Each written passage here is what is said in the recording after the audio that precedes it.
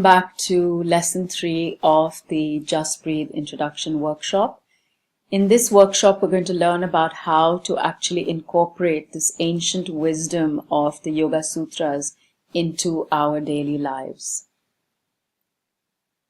The most important journey that all of us are going to partake in is the journey to awareness and understanding how our thoughts affect our emotions, and then which in turn affects our corresponding actions, takes a tremendous amount of awareness. However, with simple tools, we can learn how to do this. So what actually creates the decision-making process? The truth is that the way you think leads to the way you feel, which in turn leads to how you act. So in yoga, when we talk about action, we're not only talking about decision-making and actual actions, but we also refer to speech, the way we speak. So depending upon how you're thinking, so if you're thinking in a negative manner, it's just a question of time before you start to feel down, depressed, unhappy, anxious, angry, fearful. And if you remain in a negative state of being for long enough, then all your corresponding actions will also be negative, in the sense that you will start indulging in behaviors or actions that do not support your well-being. And clearly, when we behave in a way that is not very positive, then not only do you harm yourself, but you begin to harm everyone in your environment as well.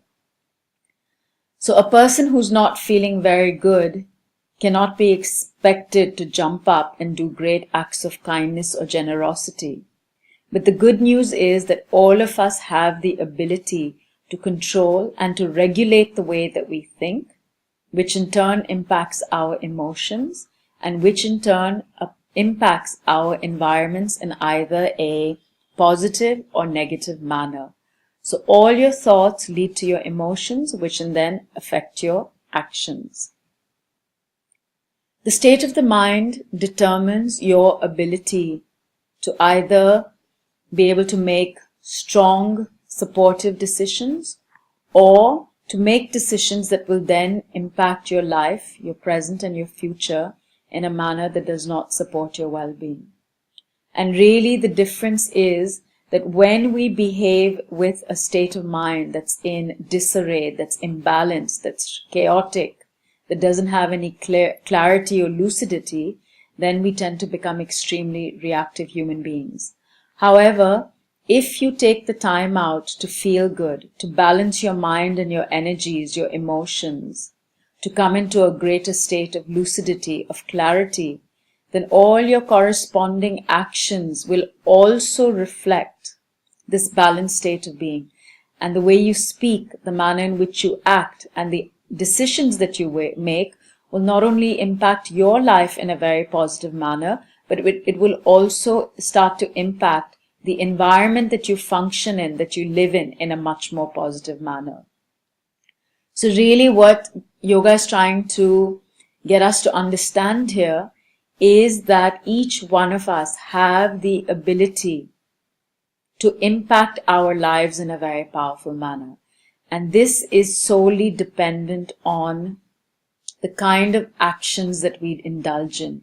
So going back to the root, the way we think. So when you are thinking in a positive manner, you feel really good. Your mind is much more balanced and clear, and thus all the decisions that you make, all your behaviors are much more positive. What we're learning in this section is understanding that it is our responsibility to become much more responsive and less reactive. So, how do we do this? This is the mantra with which I live my everyday life. Stop, breathe, think, and act. When you are confronted by a difficult person or a situation, you should immediately understand the human brain normally will spin into a much more chaotic and negative state of being. So every time that we are confronted by a situation that feels uncomfortable, that is difficult, that is volatile, typical human response is to spin into a negative state of being, whether it's fear, anxiety, anger, and so on. So when you are confronted by a difficult person or situation, the key is to just stop, to drop everything that you are doing and to just wait for a moment and to consciously come back to your breath. When you start to breathe, you will start to notice, as you did in the previous exercise, that the mind begins to relax. And why is it the mind begins to relax? Because the breath is by far the most transformative tool, in the sense that the breath cannot happen in the past and neither can it happen in the future. The breath is always with you, and when you train the mind to focus on the breath, you are in fact training the mind to become present, because the breath is the only anchor that every single one of us has access to, that enables you to become calmer and to come into the present. When we do not engage with the breath and we are confronted by a difficult person or a situation, what in fact happens is that the mind or the ego comes in and sweeps us away into an imaginary world and starts storytelling. If the ego likes the story, we'll be given a very positive, uplifting story. If the ego does not like what it has come into contact with, it'll start to tell you a negative story. We start believing these stories, and instead of remaining present with the situation or the person, we move into an imaginary world, start to believe the storytelling, and we start to live our lives and form our individual perceptions based on this storytelling.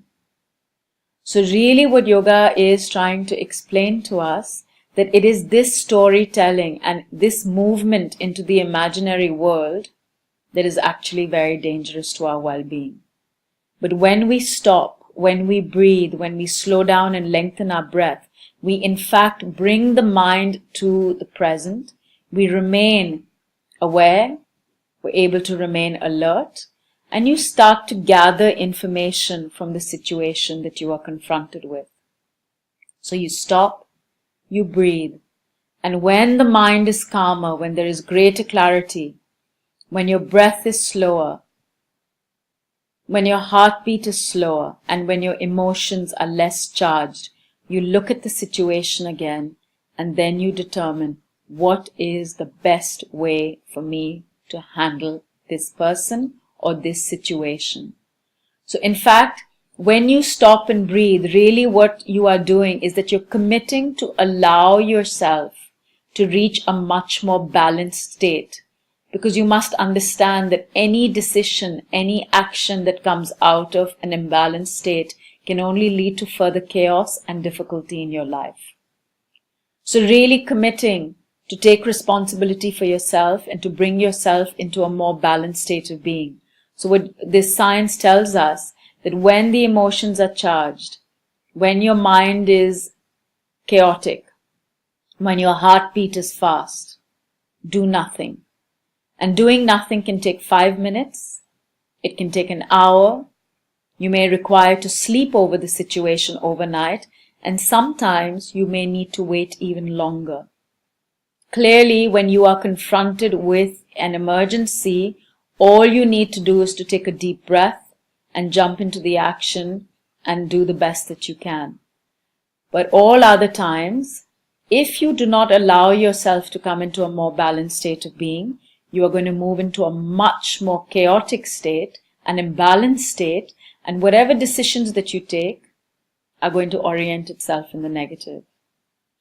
So learn how to stop, to breathe, allow yourself to assess the situation while you stay engaged with the breath, present and alert, and then determine the next steps forward. Your breath is very, very important. It's free and it's with you all the time. The fact that the breath is happening right here and right now is extremely critical, because your breath is the only anchor, the only tool that you have to move away from a dreaming, chaotic mind and to train the mind to become present. When you become present, then you develop the ability to live life for what it is right here, right now. When you allow your mind to get swept away into an imaginary world, you start to live your life in the past and in the future, where the mind starts becoming more and more chaotic with all of these stories, the constant storytelling of the ego. And we live in a jungle of thoughts. But when you use the breath to allow yourself to come into the present moment, this quality of being relaxed starts to happen. The mind becomes much more clear and focused, and from this act alone arises an inner knowing that guides us through all of our life's problems. And using this mantra of stop, breathe, think, and act is a very powerful way to bring this ancient wisdom into your daily life, to revive this practice, and to give you a very, very, very simple tool with which to live your life in a much more responsive and positive manner. So really, in this stage of the journey, we're using the breath to become much more present and alert, much more mindful, and through this act of mindfulness and awareness, we're learning to become much more responsive human beings versus reactive human beings. So a responsive person learns how to handle all situations and all people, no matter how difficult and how stressful, by using this simple tool in a much more positive environment. So not only are you taking care of your own well-being, but you start to impact your environment in a much more powerful and positive manner. A reactive human being is oriented in the negative. All decisions and actions coming out of reaction can only lead to more chaos and difficulty in your life. So it is your responsibility to understand that just because you are confronted with a lot of stress, with a lot of difficulty and challenges, it does not mean that you do not have the tools within yourself to handle the situation. What matters is whether you have the ability to stop and to breathe. Stopping and breathing allows the mind to become much more relaxed, and it allows you to start processing what is in front of you, and then it gives you the ability with a much more calmer and focused mind to actually deal with the situation at the appropriate time and in the appropriate manner. Reaction means something happens to me, and immediately, without allowing myself to gather the necessary information, I jump in and I either speak or make decisions which then, because they're not well thought out, impact myself and my environment in a negative manner. So the mantra for your next week, and I recommend that you take 1 week of practice of coming into the breath awareness, practice as many times as possible through your day, maybe taking a few minutes in the morning and in the evening, and understanding that every single one of us have the ability to resolve all of our life problems. The only difference between one person who has the ability to do this and not is whether you have the ability to bring the mind and the body and the emotions into a much more balanced state before you choose to speak or before you choose to make a decision. So spend the next week practicing stop, breathe, think, and act.